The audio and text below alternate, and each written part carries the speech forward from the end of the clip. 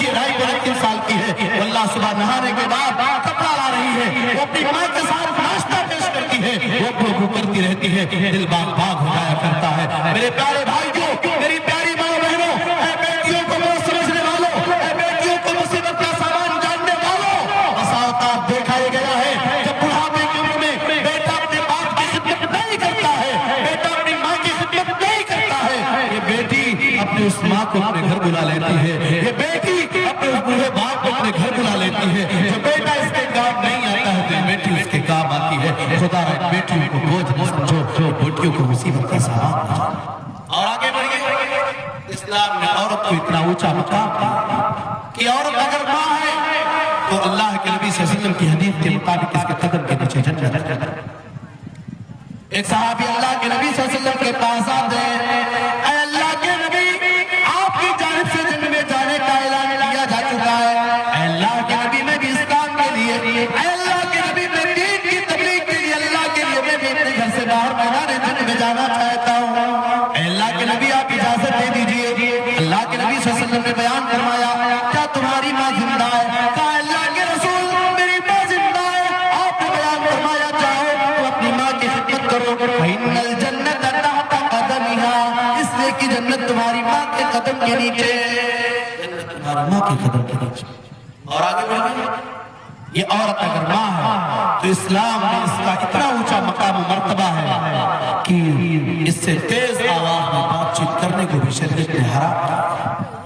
اللہ تعالیٰ نے بیان فرمایا، وَقَضَىٰ رَبُّكَ أَلَّا تَعْبُدُوا إِلَّا إِيَّاهُ وَبِالْوَالِدَيْنِ إِحْسَانًا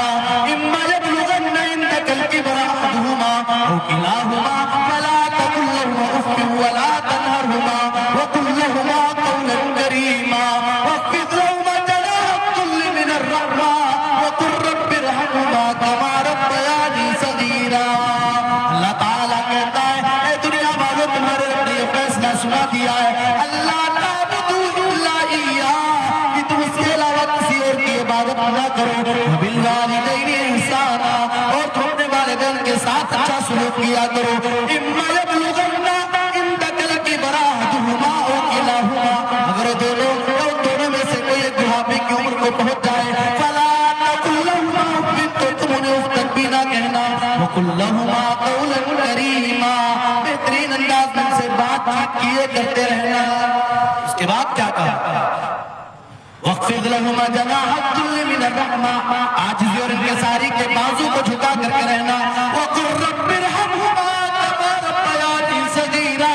اور کہتے رہنا، اللہ میرے ماں باپ کے اوپر تو ایسے ہی رحمت نازل کرنا، اے اللہ میرے ماں باپ کے اوپر تو رحمت و کرم کا معاملہ کر دے، اے اللہ میری ماں باپ کے اوپر تو رحمتوں کا نزول کر دے، بالکل اسی طرح سے کما ربیانی صغیرا، جیسے میرے ماں باپ نے بچپن میں مجھے پالا تھا۔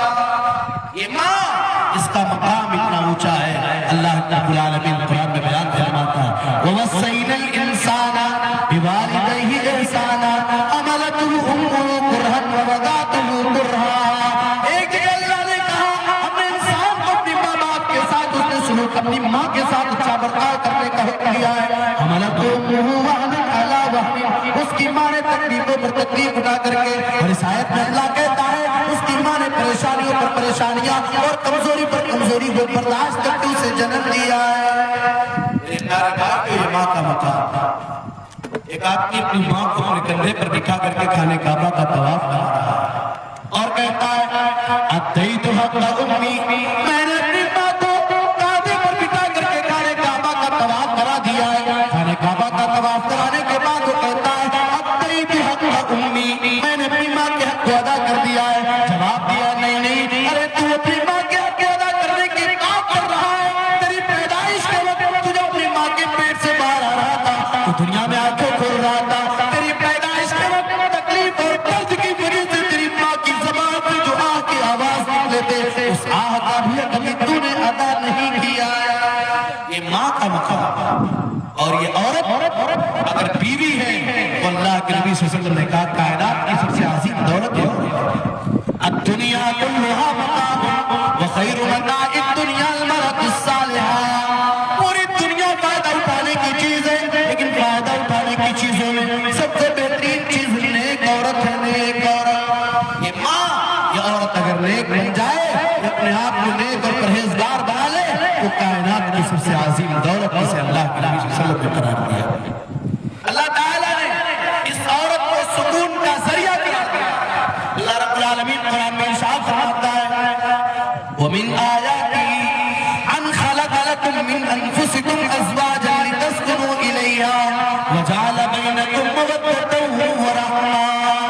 اے دنیا والو، اس دنیا کے اندر اللہ کی بہت ساری نشانیاں ہیں، اس دنیا کے اندر اللہ کی بہت ساری آیتیں ہیں۔ وَمِنْ آيَاتِهِ أَنْ خَلَقَ لَكُم مِّنْ أَنفُسِكُمْ أَزْوَاجًا، اللہ کی نشانیوں میں سے ایک اہم نشانی ہے اللہ نے تمہارے ہی نفس سے تمہارا جوڑا بنایا ہے لِتَسْكُنُوا إِلَيْهَا، تاکہ تم آپس میں دوسرے سے مل کر کے سکون حاصل کرو۔ وَجَعَلَ بَيْنَكُم مَّوَدَّةً وَرَحْمَةً، اللہ نے میاں اور بیوی کے درمیان محبت اور رحمت کو ڈال دیا۔ اس آیت کو آپ ذرا سمجھیں، اللہ نے محبت کو بھی ڈالا اور رحمت کو بھی ڈالا۔ شادی ہو رہی ہے، لڑکا نیپال کا رہنے والا ہے، لڑکی انڈیا کی رہنے والی ہے، لڑکا سدھارتھ نگر کا رہنے والا ہے، لڑکی روپن دیہی کی رہنے والی ہے، اس کے اپوزٹ کہیں اور کا رہنے والا ہے۔ ابھی شادی کے ایک دو دن ہوئے ہیں، اللہ تعالیٰ